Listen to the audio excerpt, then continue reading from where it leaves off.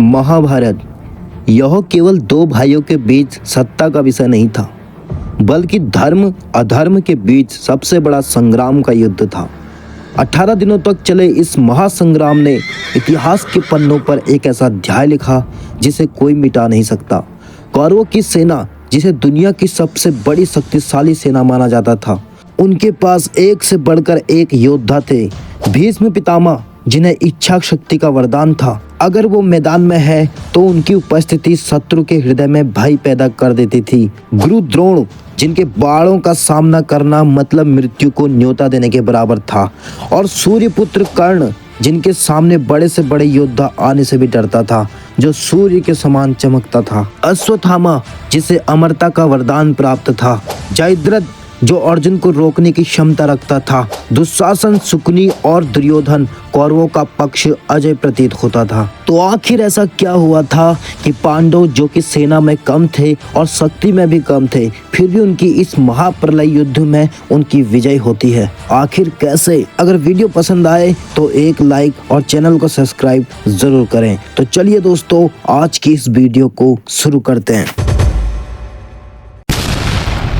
पांडव, जो कि 5 भाई थे, हर परिस्थिति में धर्म का पालन करते थे। उनके विजय का सबसे बड़ा कारण थे स्वयं भगवान श्री कृष्ण। भगवान श्री कृष्ण की रणनीतियां और उनकी अमोघ बुद्धि, उनके परम ज्ञान इस युद्ध को युद्ध नहीं बल्कि एक आध्यात्मिक यात्रा बना देता है। यह वही अर्जुन था जो युद्ध करने से मना कर चुका था, अपने ही परिवार वालों के खिलाफ हथियार उठाने से मना कर चुका था। लेकिन फिर आया वही क्षण जब भगवान श्री कृष्ण ने गीता का ज्ञान अर्जुन को दिया। लेकिन यह ज्ञान केवल अर्जुन के लिए नहीं बल्कि संपूर्ण मानवता के लिए था। तब जाकर अर्जुन ने जाना कि यह केवल उनके परिवार के खिलाफ युद्ध नहीं बल्कि धर्म अधर्म का युद्ध है। उन्होंने अर्जुन को बताया कि युद्ध केवल ताकत से नहीं होता बल्कि धैर्य, संयम और सही दृष्टिकोण से होता है। भीष्म पितामह, उनको पराजित करना लगभग असंभव था। तब भगवान श्री कृष्ण ने शिखंडी को अर्जुन के आगे खड़ा किया। गुरु द्रोणाचार्य को हराने के पीछे भी भगवान श्री कृष्ण की ही नीति थी। सूर्यपुत्र कर्ण, यह योद्धा था जो युद्ध के मैदान में सूर्य की तरह चमकता था। कर्ण की मृत्यु भी भगवान श्री कृष्ण की ही नीति से होती है। लेकिन यह कहानी एक युद्ध नहीं बल्कि विश्वास, भक्ति और धर्म की है। हमें यह सिखाती है, जब आप सत्य, विश्वास और धर्म के रास्ते पर होते हैं तो आप बड़ी सी बड़ी बाधाएं को भी टाल सकते हैं। और ऐसा नहीं है कि भगवान श्री कृष्ण ने कौरवों का पक्ष नहीं लिया, बल्कि 3 बार कौरवों को समझाया, शांति दूत बनकर। भगवान श्री कृष्ण को कौरवों और पांडवों के भविष्य के बारे में पता था। वे चाहते थे कि युद्ध ना हो, इसलिए भगवान श्री कृष्ण ने स्वयं दूत बनकर आए कौरवों और पांडवों के बीच सुलह करानी चाहिए, किंतु दुर्योधन नहीं माना। तब भगवान श्री कृष्ण ने कहा कि तुम पांडवों को आधा राज्य दे दो और दोनों शांतिपूर्वक रहो। लेकिन दुर्योधन इसमें भी नहीं माना। तब पांडवों ने कहा, हमें राज्य की लालसा नहीं है, हमें केवल 5 गांव दिलवा दीजिए और पूरा राज्य चाहे दुर्योधन को दे दीजिए। लेकिन दुर्योधन ने साफ इनकार कर दिया और कहा कि 5 गांव तो क्या, मैं इन्हें सुई की नोक जितनी जगह भी नहीं दूंगा। ऐसे ही नहीं हुआ इतना बड़ा महासंग्राम। दुर्योधन ने पांडवों से कहा, अगर तुम्हें 5 गांव चाहिए तो कुरुक्षेत्र में आकर हमसे युद्ध करना पड़ेगा, हमें पराजित करके राज्य हासिल करना होगा। तब दोनों पक्षों में युद्ध का आगाज हुआ। भगवान श्री कृष्ण अर्जुन के रथ से सारथी बने थे।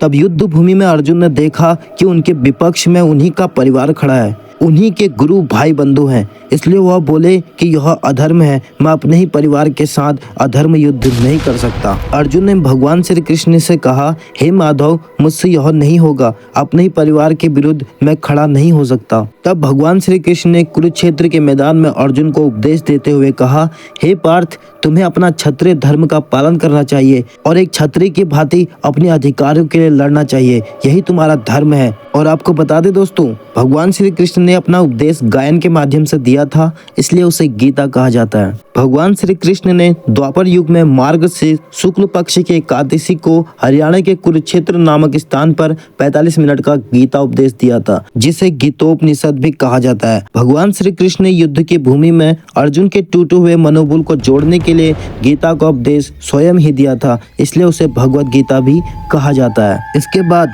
जब अर्जुन को ज्ञान की प्राप्ति हुई, फिर हुआ एक ऐसा भीषण युद्ध युद्ध जो कल्पना से भी कई ज्यादा था। रोज लाखों सैनिक मारे जाते थे, सैकड़ों राजा ढेर हुआ करते थे, कुछ कौरवों की सेना से तो कुछ पांडवों की तरफ से। पूरा कुरुक्षेत्र का मैदान लहूलुहान हो चुका था, चारों तरफ लाशें ही लाशें बिछी हुई थी। इस युद्ध में भीष्म पितामह, गुरु द्रोणाचार्य, कर्ण, जयद्रथ बड़े बड़े योद्धाओं का सर्वनाश हो चुका था, तो पांडवों की तरफ से भी घटोत्कच, अभिमन्यु और बड़े बड़े प्रिय राजाओं का भी वध हो चुका था। ये युद्ध इतना भयानक था कि कई बार अर्जुन को भीष्म पितामह, गुरु द्रोणाचार्य, कर्ण के आगे झुकना पड़ा। लेकिन जहाँ धर्म होता है उसे हराना असंभव है। जहाँ स्वयं भगवान श्री कृष्ण हो, जिस रथ पर खुद धर्म खड़ा हो, भला उनकी पराजय कैसे हो सकती थी। यह सत्य है कि भगवान श्री कृष्ण के बिना पांडव यह युद्ध नहीं जीत सकते थे। तब भगवान श्री कृष्ण कहते हैं, अधर्म कभी धर्म पर विजय नहीं प्राप्त कर सकता। तो दोस्तों, ये थी महाभारत की गाथा। अगर वीडियो पसंद आया हो तो एक लाइक जरूर करें और कमेंट में जय श्री कृष्णा जरूर लिखें।